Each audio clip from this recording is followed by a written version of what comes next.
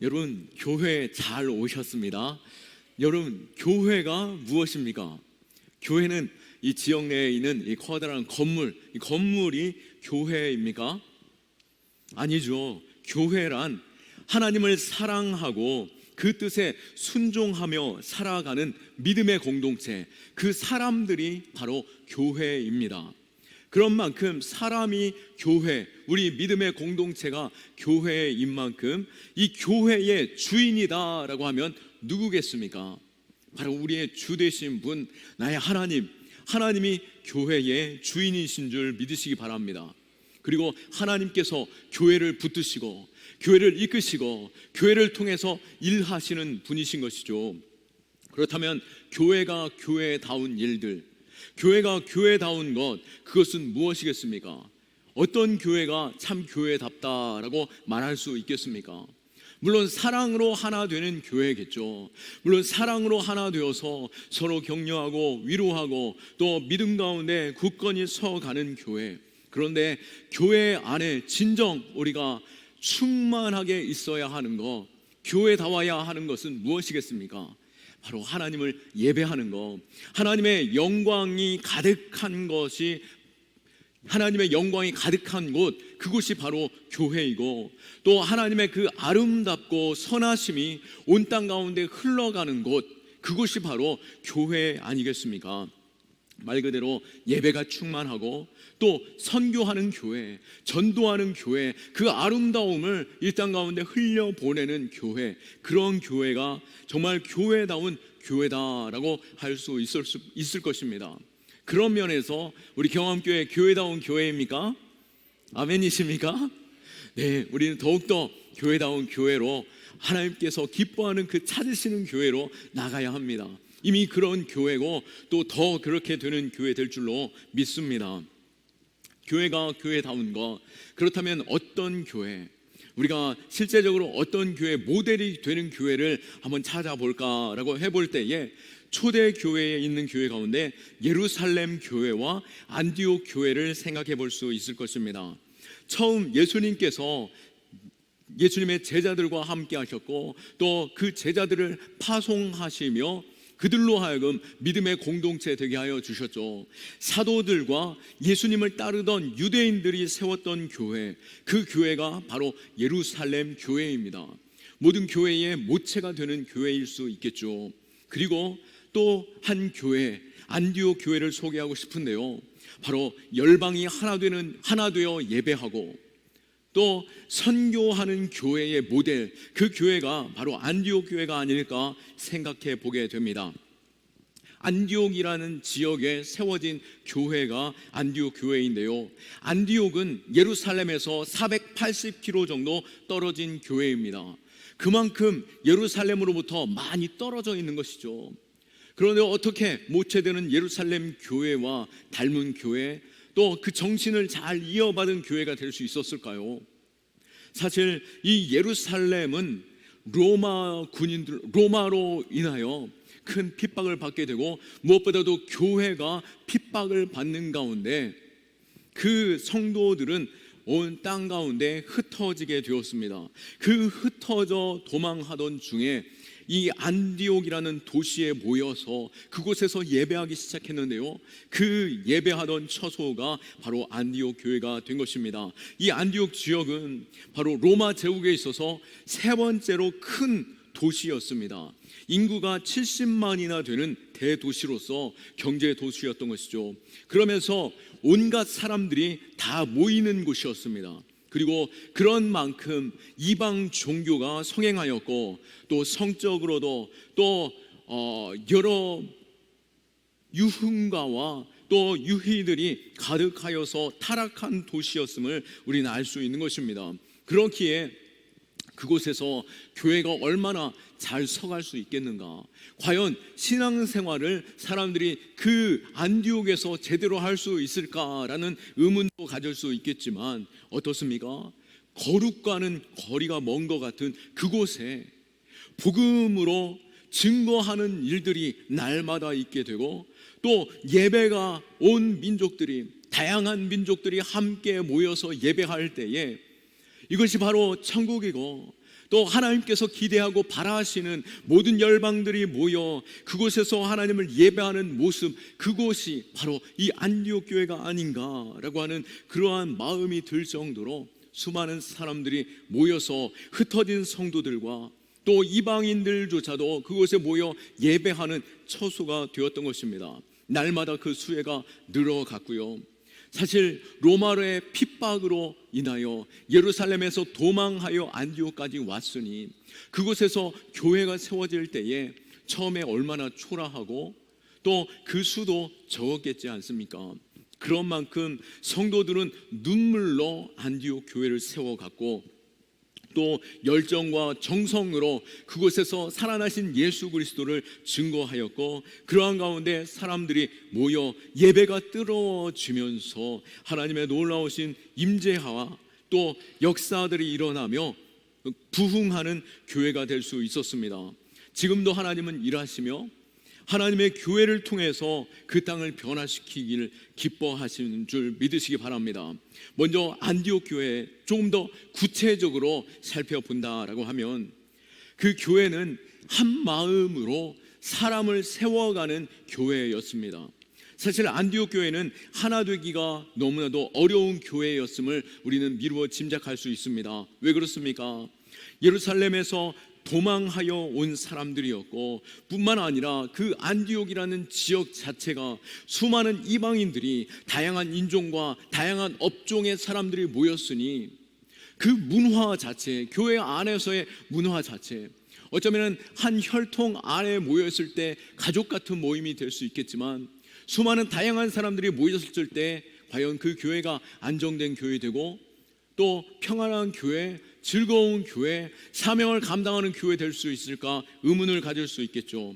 그런데 오히려 그 다양함이 장점이 되는 교회였던 것입니다.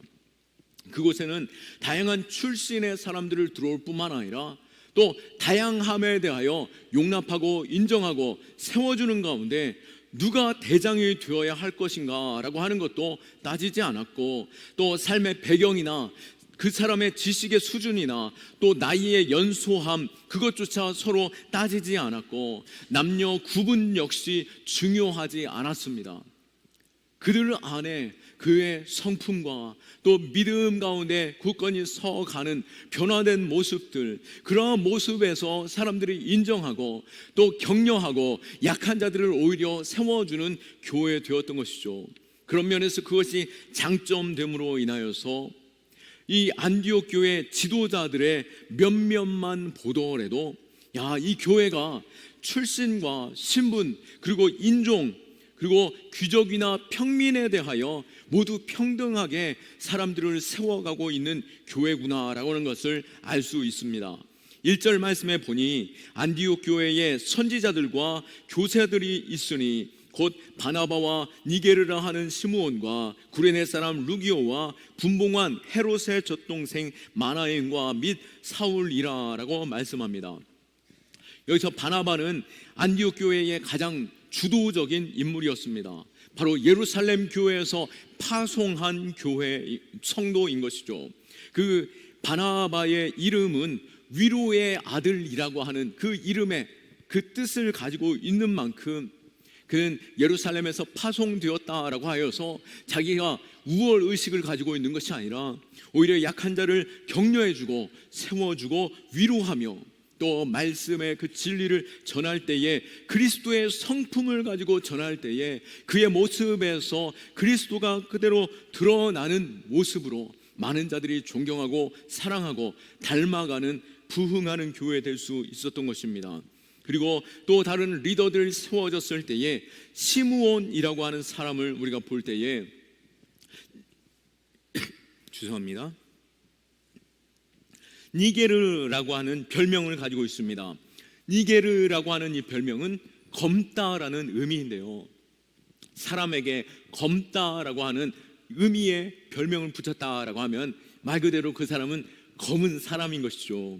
그리고 우리가 이 추정해 볼 때에 그는 흑인이었음을 볼 수 있습니다.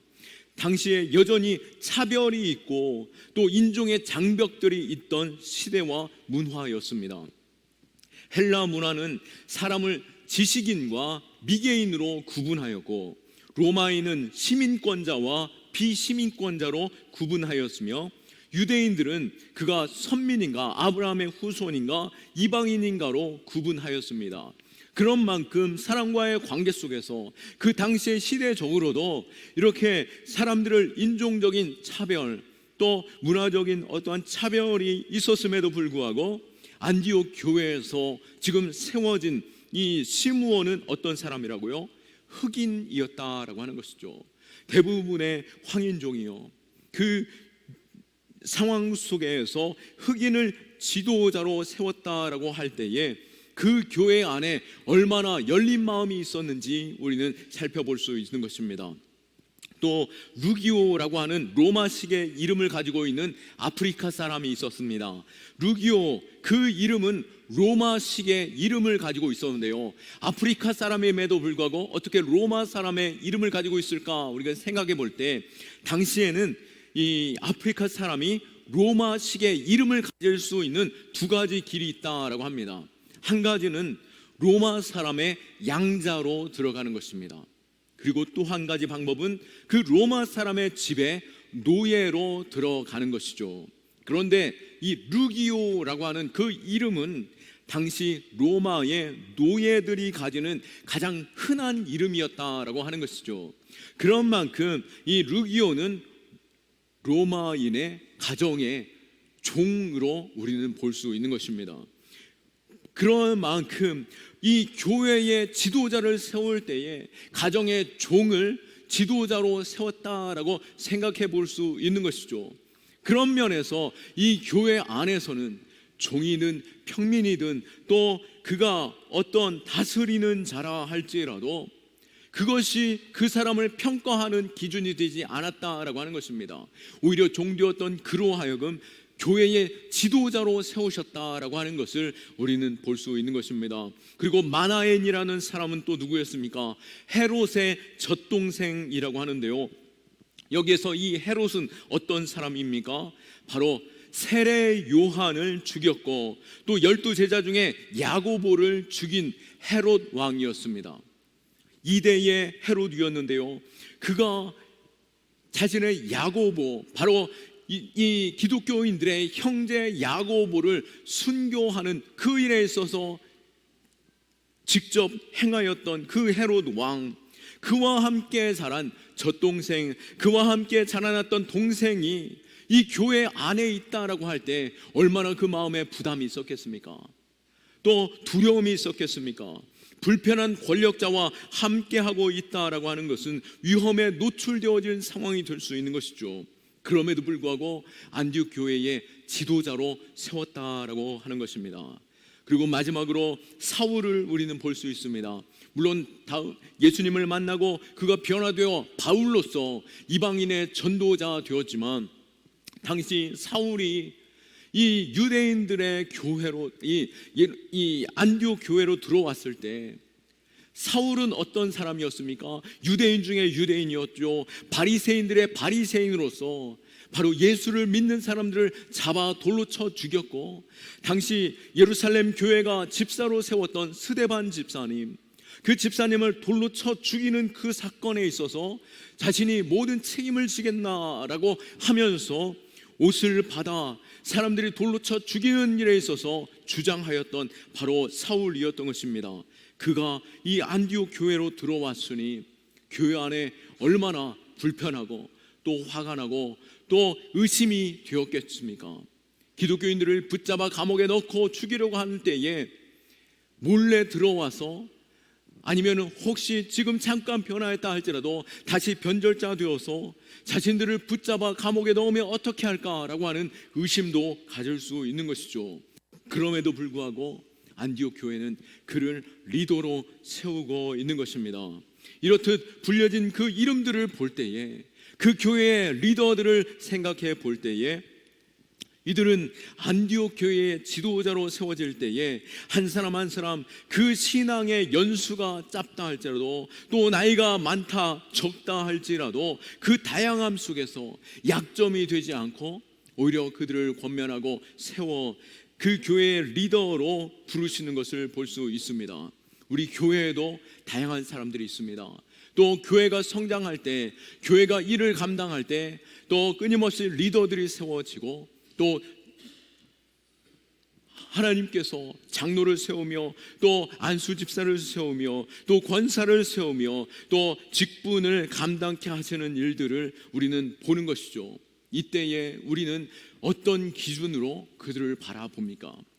오늘 안디옥 교회가 그들을 바라보는 것처럼 하나님이 주시는 마음으로 하나님께서 택하여 주셨고, 하나님께서 안아주셨고, 하나님께서 자녀 삼아 주의 일꾼 세우셨다라고 할 때에 우리 역시 하나님께서 부르시고 세우신 자를 어찌 우리가 판단하고 심판하고 또 그들을 정죄해야 할 수 있겠습니까?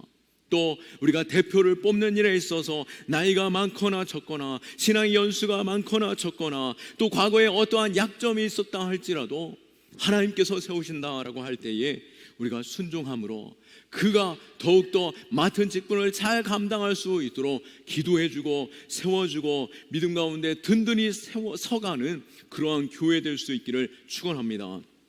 또한 교회가 교회다워지는 것, 바로 예배와 기도가 뜨거운 교회인 것이죠.